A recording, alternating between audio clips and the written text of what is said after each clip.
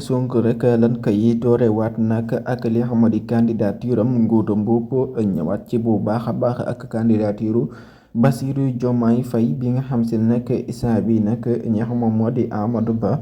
dafa def li nga xam moo di recours rek pour ñu rëkkale ko moom mi nga xam moom moo di Bassirou Diomaye Faye te teguñu ko nag bu fekkee ne topp na loi rek moom mi nga xam moo di kii nii di Bassirou Diomaye Faye rek candidature am rek dina jàll.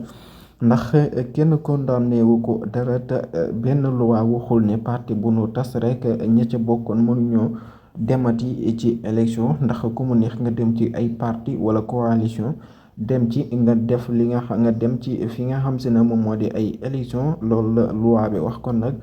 ñi nga xam moo di mbirum Ousmane Sonko ak Bassirou Diomaye Faye daal lu nit gën di xëy rek ñu ciy gën a dégg ay information yoo xam si ne yu doy waar la pour rek bëgg leen kale bu ñu dem ci élection présidentielle yi 2024.